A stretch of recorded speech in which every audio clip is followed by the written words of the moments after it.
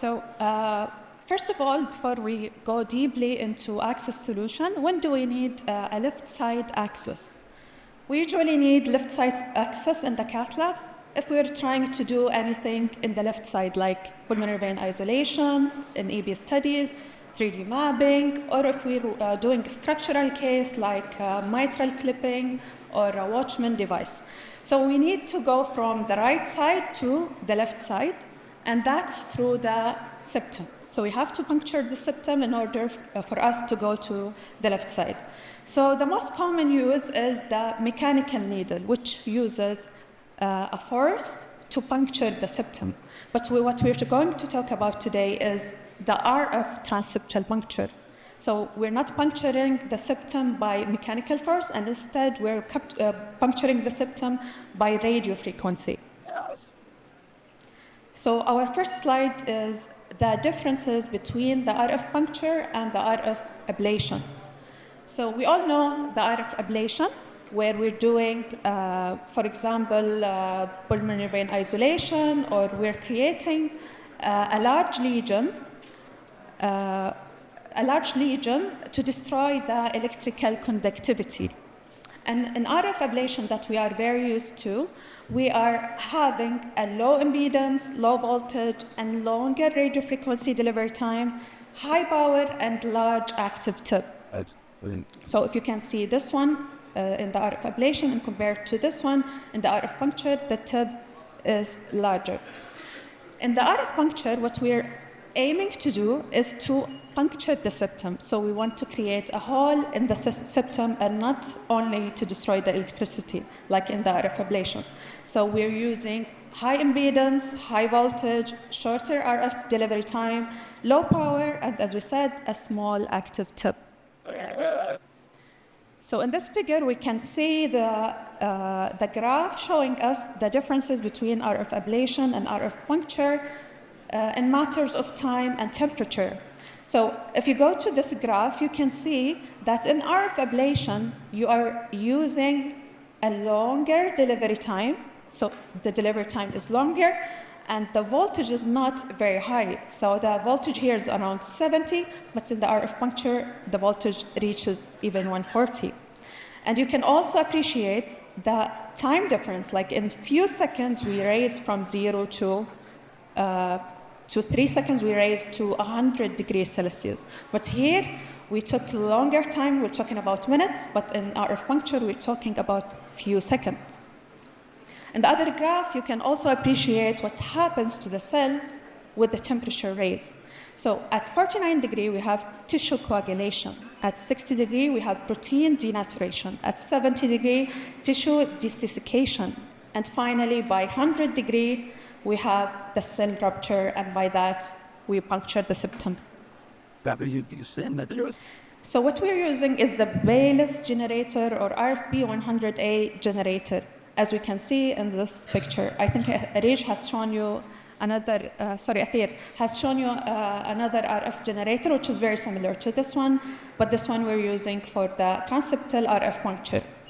So the aim, as we said, is to have or create a controlled and precise puncture, safe and with less procedural time and with very easy, user-friendly technology. So as we said, we have a very controlled puncture and we have a very small tip and a rounded tip. So the main difference between this one and with the mechanical needle is that we have a rounded tip here, so even if the catheter jumps, it's atraumatic.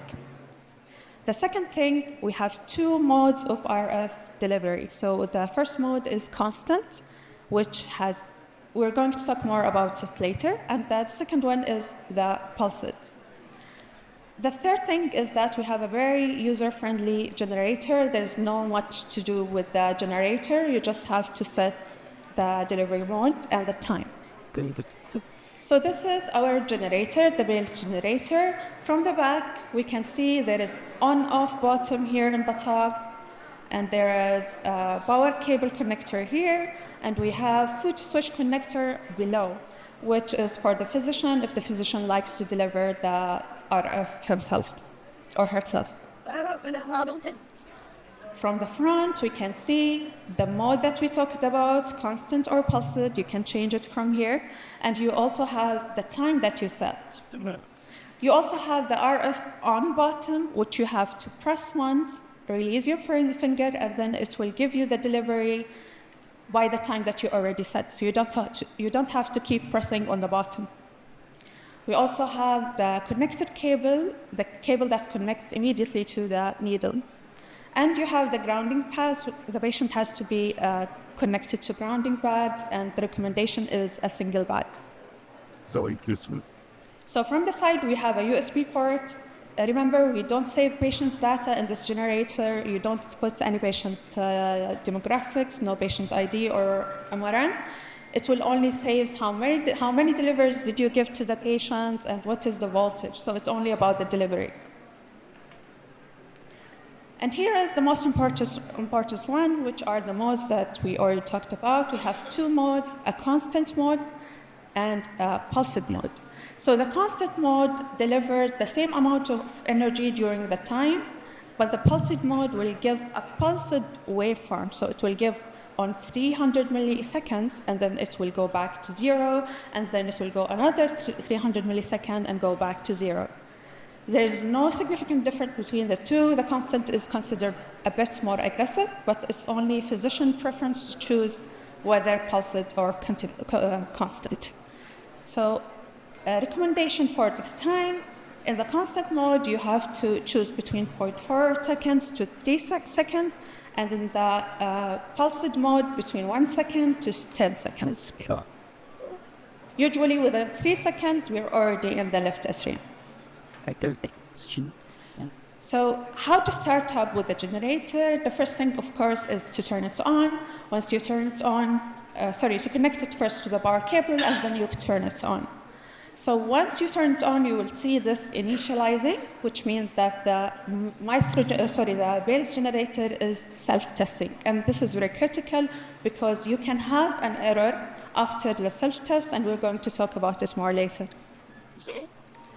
So as we said, it's very user-friendly. There's not much to see in the generator. The first thing you will see is the standby here, and you will have to choose the time and the mode according to the physician preference.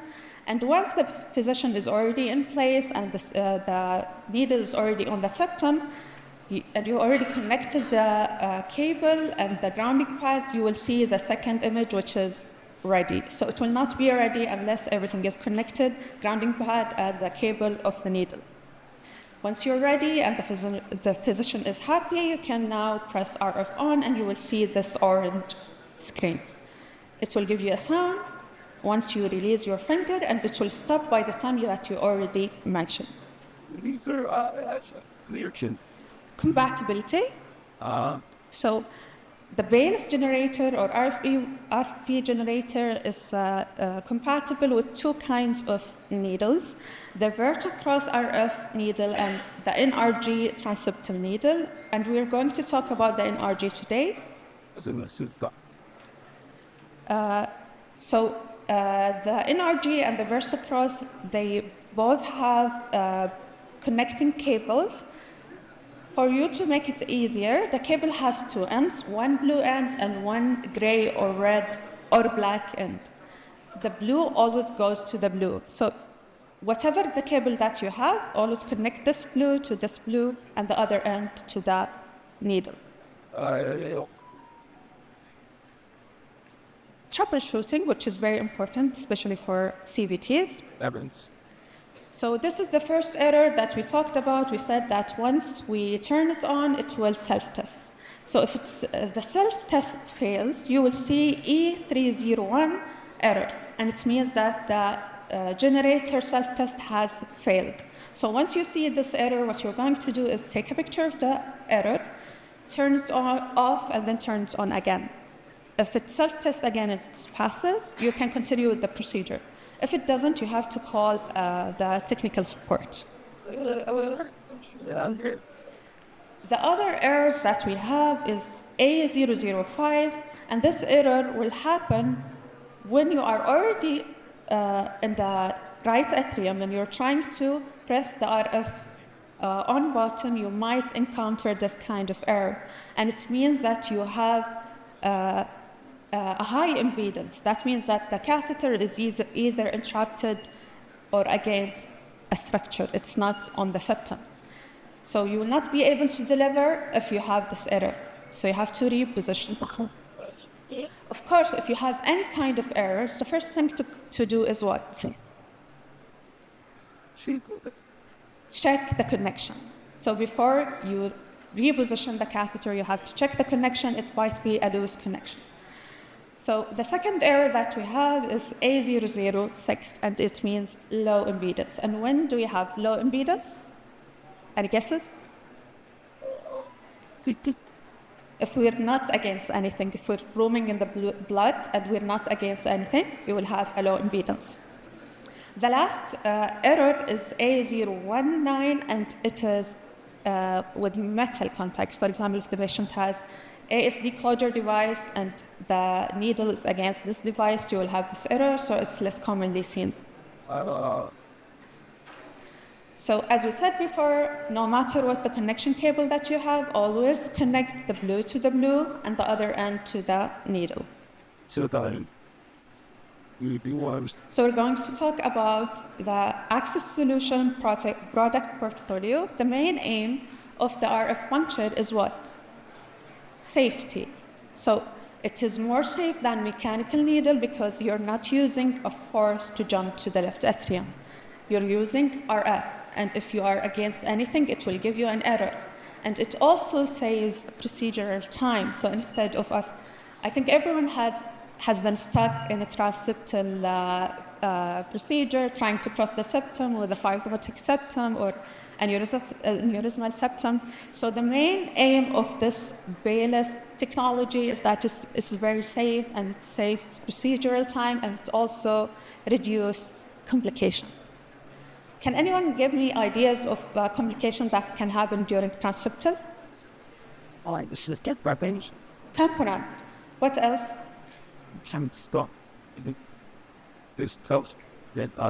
We can have needle jump. It can jump to the, for example, the left atrial appendage, or we can jump to the aorta, cause any injury. So the main aim of this RF transseptal puncture is safety, as we said, and reducing complication. As we said, we're going to talk about the NRG, a transseptal needle.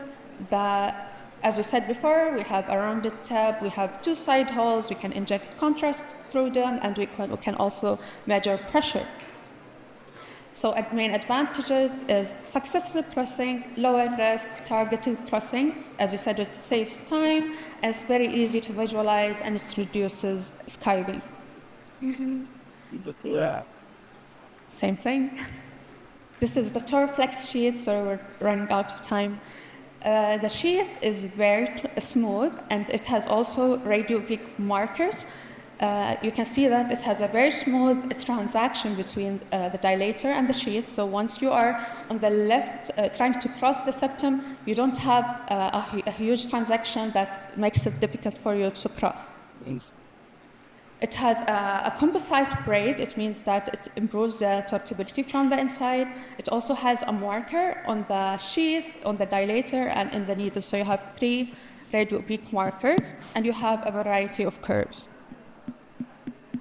Clinical studies, of course, we're going to say that it saves or reduces complication, it reduces procedural time, and it improves success. So this is a randomized trial from the Journal of American Heart Association that compared the NRG to the mechanical needle, and you can easily see that it reduces procedural time. So you have time less than 5 minutes here, and you have time from 15 to 25 minutes. Last minute. Yeah, sure. So the success rate was 100% in NRG, and the failed crossing was 27% in the conventional needle. The second one compared the incidence between them, so 0 incidence in NRG and 9 incidence in the mechanical needle. And that's it.